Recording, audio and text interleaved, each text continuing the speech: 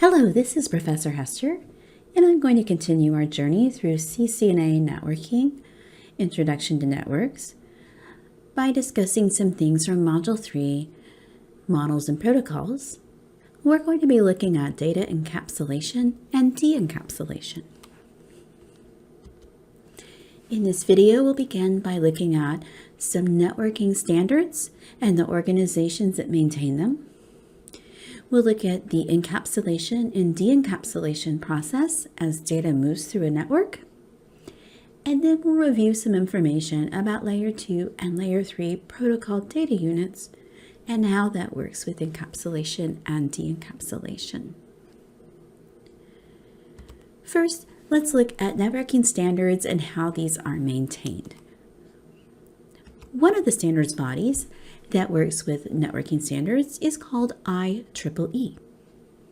And they maintain a number of standards, such as 802.3 for Ethernet, 802.11 for wireless LANs, and sometimes we look at things like wireless personal area networks for Bluetooth, Zigbee, and others with 802.15. Now, these are a few of the standards that we might be concerned about with networking, and you can see that they all start with the numbers 802, these three examples. And that 802 comes from the fact that these standards were first created in 1980 in the February or the second month, and as time has gone on, they have added numbers and letters to these standards to create different categories. Now, you can read about IEEE 802 standards by going to the website ieee802.org, and we can see here the different working groups for the different breakouts under 802, 802.1, .3, .11, etc. So we could click on one of these links, such as 802.11, to learn more about the wireless working group for wireless standards. And what we can see here is that coming up in September, they're going to be having a meeting to discuss standards in Hawaii. That sounds like a lot of fun to go attend. Now, we can come down here and you can see lots of different things that they've worked on with wireless standards. They all begin with 802.11, but then as they develop new standards, they add letters after the 11 to create the different standards. So some common standards today being used are 802.11ac and AX, but it looks like there are a lot of others under development. Another group that creates standards and manages them is the Internet Engineering Task Force, IETF. And they work with RFC documents. That stands for Request for Comments. So when a standard is proposed, they may publish a request for comments about that new standard. People can come together and discuss it, and then it becomes standardized. A common standard that's used in networking, for example, is RFC 1918, which works with private IP addresses. So we can go to the page for RFC 1918, and we can read about this standard. This standard was developed back in February of 1996, so it's an old standard. And if you go through here in the document, you can read all this information. At the top of page 3, you will see the 3 different groups of private IPv4 addresses and all of the reasoning behind how this was all designated. The final group that I'm going to talk about is IANA, or Internet Assigned Numbers Authority, and they manage IP address allocation and domain name management. So they're concerned with allocating IPv4 addresses around the globe and managing the domain names. So what do these networking standards have to do with encapsulation and de-encapsulation? Well, if we go back to our OSI model, our 7-layer model for networking, these standards organizations may set different rules for creating protocols that work at different levels of the OSI model. And as data is sent through our network, different things are going to happen at different layers as the data moves across. These standards organizations are going to designate a lot of that. So here is the 7-layer model. We're going to be looking in particular at layers 2 and 3 in just a moment as we dig a little bit further into encapsulation and de-encapsulation. So what do those words even mean? Encapsulation is just putting something inside a container. So we could write a letter and put it in an envelope and send it to the post office. The post office is not going to look inside the envelope. They're just concerned with the address on the outside of the envelope. And they could even take a bunch of envelopes and they could put it inside another container, say a mail bag, and that could go in another container, say a mail truck. And we can continue to put more and more things around the letter as the post office works towards delivering the letter. The truck will then arrive somewhere, and then they'll take the bag out of the truck, and they'll take the letters out of the bag, and etc. And that would be de-encapsulation. So with encapsulation, regarding the OSI model, we're going to encapsulate our data before we send it down to a lower layer. And our lower layer protocols do not care about what's inside the container. They're just concerned about what their job is at their layer. Though, as I just said, de-encapsulation is when we remove something from its container. And with the example of our letter, we're going to take the letter out of the envelope. We don't need the envelope anymore. The letter's arrived. We're only concerned of what's inside the letter. So for data, with the OSI model, we are going to de-encapsulate the data before it goes up to a higher layer. So let's look at that model one more time. A user could have a browser open on their computer. They're going to send a request to open a web page. That's going to be using the HTTP or HTTPS protocol at layer 7, the application layer.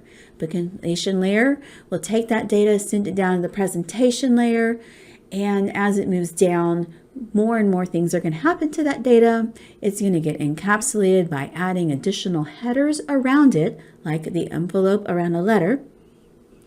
We're going to get to layer 4. We're going to be adding things like port numbers, and then we'll get to layer 3, the network layer.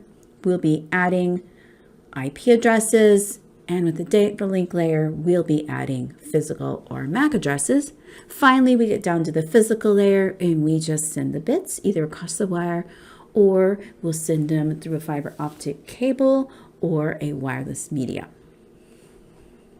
So let's take a little more closer look at layer 3, because in networking, we spend a lot of time in layers 2 and 3, the network layer and the data link layer. So layer 3 packets, the packet is the name of the protocol data unit for layer 3. These are routed from one end of the network to the other. A layer 3 packet has a logical IP address in the header, and logical IP addresses have 2 parts. When we look at an IP address, we need to be able to figure out from the address the network ID that the device belongs on and that device's specific ID inside that network. So for IPv4, which has been around a long time, an address might look like 192.168.1.5. This address has 4 octets, which are separated by periods, and each octet's value ranges from 0 to 255. Now, looking at that address by itself, I can't tell the difference in the network ID and the host ID. So I need one other thing. I need a subnet mask, and it's going to identify the network and host portions of that address. So in this example, my subnet mask is 255.255.255.0. And when I put that with the IP address, I can figure out the network part and the host part of that address. And that's a little bit of a complicated process. We'll be looking at that in further detail later on, but it's good to start getting familiar with it now. Now, IPv4 is an old standard. It has limitations. So a newer addressing standard has been created called IPv6. IPv6 addresses are very different. They're longer addresses and they use hexadecimal digits, such as the ones shown here, 2001 DB8 ACAD 50 1/64.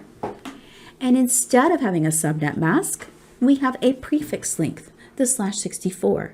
That tells us the first 64 bits are the network portion, and the last bits after the first 64, which happen to be another 64, are the interface ID or the host ID. So with those two parts, again, like the IPv4, we can determine the network ID and the unique host ID for that particular item on our network. Now let's look at layer 2 frames. Layer 2 frames are different from layer 3 packets because they only exist in the local network.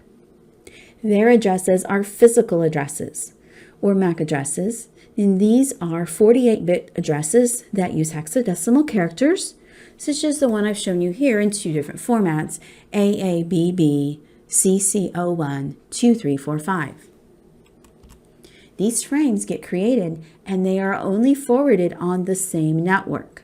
So, as long as they are going to get created, and they will be de-encapsulated once they arrive either at the destination device or if they get to a default gateway when they're about to change to a new network. So let's see how that works with layer 2 encapsulation and de-encapsulation. We're concerned with encapsulating Ethernet or layer 2 frames. The original sender is going to encapsulate what we received from layer 3. We got a packet from layer 3, now we want to put a frame around it and encapsulate it. So we are going to, with this frame, add a header in front of the layer 3 packet with a source and destination MAC address. And then we're going to also add a trailer after the layer 3 packet for some error control information. The data inside this frame happens to be the layer 3 packet. Then we're going to forward this frame all the way up to the default gateway. And after we create that frame, we put it on the medium. Now when the default gateway receives that frame, we are going to de-encapsulate that frame. The receiver is going to take that frame, it's going to get it off of the media, which was layer 1, and then it's going to discard the header and the trailer. Now all we have left is the original data, which was the layer 3 packet, and we can then either send it up to layer 4, or if we need to go to another network, then we may end up re-encapsulating it. So let me show you what that looks like. Here's a sample network. We want to send data from PCA to PCB. PCA's address, IPv4 address 192.168.10.5. PCB is at 172.16.20.10. PCA will create a layer 3 packet with those two IP addresses in it, and then it will create that, it will take that layer 3 packet, encapsulate it inside a layer 2 frame. It sends it to the switch sends it to the router, and the router says, oh, this is going to go to a remote network. It's going to de-encapsulate that layer 2 frame, and it's going to make a new layer 2 frame around that same IP packet. So router 1 creates a new frame around the same original layer 3 IP packet. That frame gets forwarded to the switch, gets forwarded to PCB, and PCB will then de-encapsulate the frame, de-encapsulate the layer 3 packet, and de-encapsulate all the way up to layer 7 until it gets to the original application data.